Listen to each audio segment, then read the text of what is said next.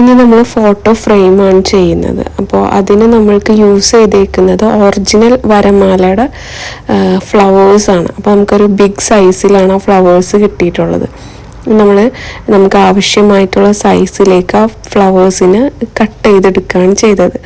Actually ഈ മോൾഡിൽ നമ്മൾ white base ആദ്യം റെഡിയാക്കി എടുത്തിട്ടുണ്ട്. 24 hours സെറ്റ് ചെയ്ത് വെച്ചതിന് ശേഷമാണ് നമ്മൾ ഫ്ലവേഴ്സ് പ്ലേസ് ചെയ്യുന്നത്. ആദ്യം ചെറിയ സ്മോൾ പീസസ് ആക്കി കട്ട് ചെയ്തു. അതിനുശേഷം നമ്മൾ ആ പെറ്റൽസ് റെസിനിൽ മിക്സ് ചെയ്തിട്ട് നമ്മളിതുപോലെ അറേഞ്ച് ചെയ്ത് കൊടുക്കും. വേണമെങ്കിൽ നമുക്ക് കുറച്ച് റെസിൻ അതിൻ്റെ മേലെ ആഡ് ചെയ്ത് കഴിഞ്ഞാൽ സ്മൂത്തായിട്ട് അറേഞ്ച് ചെയ്യാൻ പറ്റും.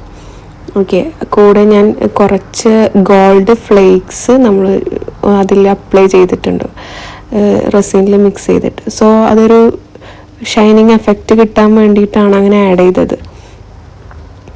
നല്ല രീതിയിൽ നമുക്ക് എവിടെയൊക്കെയാണോ ഫ്ലവേഴ്സ് വേണ്ടതെന്നുള്ളത് കൃത്യമായിട്ട് നമ്മൾ അറേഞ്ച് ചെയ്ത് കൊടുക്കുക. പിന്നെ നമ്മൾ ഫോട്ടോസിൻ്റെ സൈസും നമുക്ക് ഫോട്ടോ വെക്കേണ്ട എവിടെയാണെന്ന് കൃത്യമായിട്ട് നോട്ട് ചെയ്ത് വെക്കുക.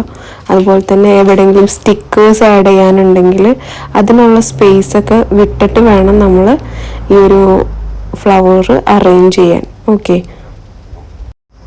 ഈ ഒരു ടൈമിൽ നമ്മൾ ഫോട്ടോ അവിടെ പ്ലേസ് ചെയ്യേണ്ടത്. ഇവിടെ ബൈ മിസ്റ്റേക്കാണ് അങ്ങനെ പറ്റിയത്.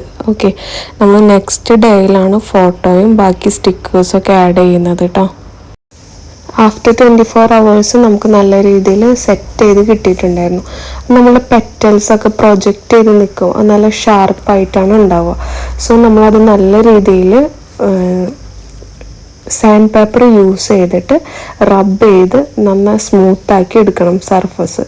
ഓക്കെ, നമ്മൾ ഇങ്ങനെ റബ്ബ് ചെയ്യുമ്പോൾ കുറേ റബ്ബ് ചെയ്യുമ്പോൾ നല്ലോണം പൗഡറും ഡസ്റ്റൊക്കെ ഉണ്ടാവും. അത് നമുക്ക് ജസ്റ്റ് പ്ലെയിൻ വാട്ടറിൽ ബ്രഷ് യൂസ് ചെയ്തിട്ട് നമുക്ക് ക്ലീൻ ആക്കി എടുക്കാൻ പറ്റും. പിന്നെ അതുപോലെ നമ്മൾ ബൈ മിസ്റ്റേക്ക് വെച്ച ഫോട്ടോ നല്ല പണിയാണ് കിട്ടിയത്. ആക്ച്വലി അത് റെസിനിൽ നന്നായിട്ട് സ്റ്റിക്ക് ആയിട്ടുണ്ടായിരുന്നു. അതുകൊണ്ട് പിന്നെ നമ്മൾ പീൽ ചെയ്തെടുത്തപ്പോൾ നമുക്ക് വേണ്ട രീതിയിൽ സ്മൂത്തായിട്ട് കിട്ടിയില്ല. ഈ ഒരു ഭാഗം നമ്മളിവിടെ ആഡ് ചെയ്യുന്നത് ഇതുപോലത്തെ മിസ്റ്റേക്സ് വരാം. അപ്പം നമ്മളത് സാൻഡ് പേപ്പർ യൂസ് ചെയ്ത് നന്നായിട്ട് ക്ലീൻ ആക്കി എടുക്കുക. എന്നിട്ട് ആ പോർഷനിൽ നമ്മൾ പെറ്റൽസിൽ ടച്ച് ചെയ്യാതെ വീണ്ടും വൈറ്റ് റെസിൻ മിക്സ് ചെയ്ത് വൈറ്റ് കളർ ആഡ് ചെയ്ത് നമ്മളവിടെ 24 hours സെറ്റ് ചെയ്ത് കൊടുക്കുകയാണ് ചെയ്തത്. വീണ്ടും ഒരു ലെയർ ആഡ് ചെയ്ത് കൊടുക്കുകയാണ് ചെയ്തത്. അതിനുശേഷം നമ്മൾ വീണ്ടും നമ്മൾ ഫോട്ടോ ചേഞ്ച് ചെയ്തിട്ടുണ്ടായിരുന്നു. ആ ഫോട്ടോയും സ്റ്റിക്കേഴ്സും ഒക്കെ ആഡ് ചെയ്ത് കൊടുത്തു. ഓക്കെ, എന്നിട്ട് വീണ്ടും ക്ലിയർ റെസിൻ ഒഴിച്ചു കൊടുക്കുകയാണ് ചെയ്തത്. ശേഷം നമ്മൾക്ക് ബബിൾ റിമൂവർ വെച്ചിട്ട് ബബിൾസ് പോപ്പപ്പ് ചെയ്യുക. പിന്നെ നമ്മൾ ഫോട്ടോ അപ്ലൈ ചെയ്യുമ്പോൾ ജസ്റ്റ് ഒന്ന് ഫെവിക്കോൾ അപ്ലൈ ചെയ്തിട്ട് പ്രസ് ചെയ്യുക. അപ്പോൾ നമ്മളുടെ റെസിനിൽ തെറ്റിപ്പോകില്ല ഫോട്ടോസ്. ഓക്കെ, പിന്നെ നമ്മൾക്ക് ഇതുപോലെ എന്തെങ്കിലുമൊക്കെ മിസ്റ്റേക്സ് നമ്മൾ ചെയ്യുമ്പോൾ വരാം, പക്ഷെ അത് നമ്മൾ ഓവർകം ചെയ്യാന്നുള്ളതാണ്.